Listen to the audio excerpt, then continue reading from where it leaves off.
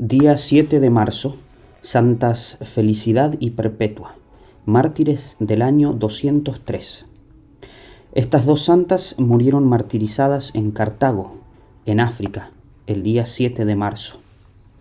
Perpetua era una joven madre de 22 años que tenía un hijito de pocos meses. Pertenecía a una familia rica y muy estimada por toda la población. Mientras estaba en la prisión por petición de sus compañeros mártires, fue escribiendo el diario de todo lo que le iba sucediendo. Felicidad, en cambio, era una esclava de Perpetua. Era también muy joven y en la prisión dio a luz una niña, que después los cristianos se encargaron de criar muy bien. Las acompañaron en su martirio unos esclavos que fueron apresados junto con ellas y su catequista, el diácono Sáturo, que las había instruido en la religión y las había preparado para el bautismo. A Sáturo no lo habían apresado, pero él se presentó voluntariamente. Los antiguos documentos que narran el martirio de estas dos santas eran inmensamente estimados en la antigüedad, y San Agustín dice que se leían en las iglesias con gran provecho a los oyentes. Y estos documentos narran lo siguiente. El año 202, el emperador Severo mandó que los que siguieran siendo cristianos y no quisieran adorar a los falsos dioses tenían que morir. Perpetua estaba celebrando una reunión religiosa en su casa de Cartago cuando llegó el policía del emperador y la llevó prisionera junto con su esclava Felicidad y los esclavos Revocato, Saturnino y Segundo. Dice Perpetua en su diario: nos echaron a la cárcel y yo quedé consternada porque nunca había estado en un sitio tan oscuro. El calor era insoportable y estábamos demasiadas personas en un subterráneo muy estrecho. Me parecía morir de calor y de asfixia y sufría por no poder tener junto a mí al niño que era tan de pocos meses y que me necesitaba mucho.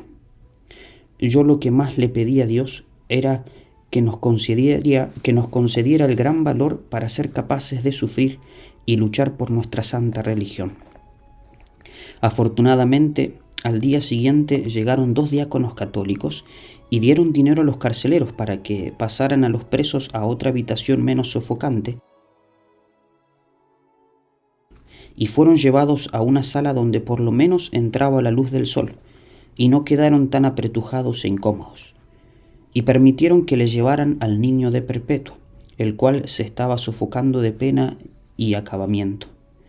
Ella dice en su diario: desde que tuve a mi pequeñín junto a mí, ya aquello no me parecía una cárcel, sino un palacio, y me sentía llena de alegría. Y el niño también recobró su alegría y su vigor. Las tías y la abuelita se encargaron después de la crianza y de la educación de este niño. El jefe del gobierno de Cartago llamó a juicio a Perpetua y a sus servidores. La noche anterior, Perpetua tuvo una visión en la cual le fue dicho que tendría que subir por una escalera muy llena de sufrimientos, pero que al final de tan dolorosa pendiente estaba un paraíso eterno que los esperaba. Ella narró a sus compañeros la visión que había tenido y todos se entusiasmaron y se propusieron permanecer fieles a la fe hasta el fin. Primero pasaron los esclavos y el diácono al juicio. Todos proclamaron ante las autoridades que ellos eran cristianos y que preferían morir antes que adorar a los falsos dioses. Luego llamaron a Perpetua. El juez le rogaba que dejara la religión de Cristo y que se pasara a la religión pagana y que así se salvaría. Y le recordaban que ella era una mujer muy joven y de una familia muy rica. Pero Perpetua proclamó que estaba resuelta a ser fiel hasta la muerte a la religión de Jesucristo. Entonces llegó su padre, el único de la familia que no era cristiano, y de rodillas le rogaba y le suplicaba que no persistiera en llamarse cristiana, que aceptara la religión del emperador. Así Perpetua vio a su padre arrodillado frente a ella. Le pedía que lo hiciera por amor a él y por amor a su hijito. Ella se conmovía intensamente, pero terminó diciéndole: Padre, ¿cómo se llama esa vasija que hay ahí enfrente? Una bandeja, respondió él. Pues bien, a esa vasija hay que llamarla bandeja, y no pocillo ni cuchara, porque es una bandeja. Y yo soy cristiana, no me puedo llamar pagana ni de ninguna otra religión, pues soy cristiana y lo quiero ser para siempre. Y el juez dio la sentencia. Declaró que los 3 hombres serían llevados al circo y allí delante de la muchedumbre serían destrozados por las fieras el día de la fiesta del emperador, y que las 2 mujeres serían echadas amarradas ante una vaca furiosa para que las destrozara. Pero había un inconveniente, que Felicidad iba a ser madre, pues estaba embarazada, y la ley prohibía matar a la que iba a dar a luz, y ella sí deseaba ser martirizada por amor a Cristo. Entonces los cristianos oraron con fe, y Felicidad dio a luz una linda niña, la cual fue confiada a los cristianos fervorosos, y así ella pudo sufrir el martirio, mientras que su hija fue cuidada por la comunidad cristiana. Un carcelero se burlaba, diciéndole: ahora se queja por los dolores de dar a luz, y cuando le lleguen los dolores del martirio, ¿qué hará? Ella le respondió: ahora soy débil, porque la que sufre es mi pobre naturaleza, pero cuando llegue el martirio, me acompañará la gracia de Dios, que me llenará de fortaleza. Y así Felicidad dio a luz a su hijita en medio de la cárcel y de tantos sufrimientos. A los condenados a muerte se les permitía hacer una cena de despedida. Perpetua y sus compañeros convirtieron su cena final en una cena eucarística.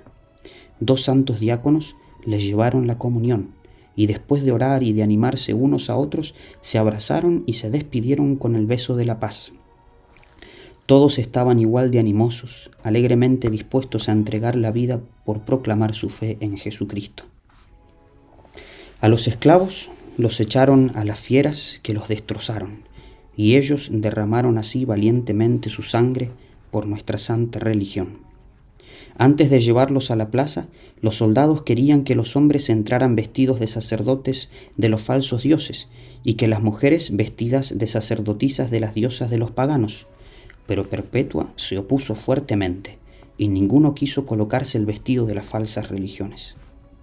El diácono Sáturo había logrado convertir al cristianismo a uno de los carceleros, llamado Pudente, y le dijo así: para que veas que Cristo sí es Dios, te anuncio que a mí me echarán un oso feroz, y esa fiera no me hará ningún daño.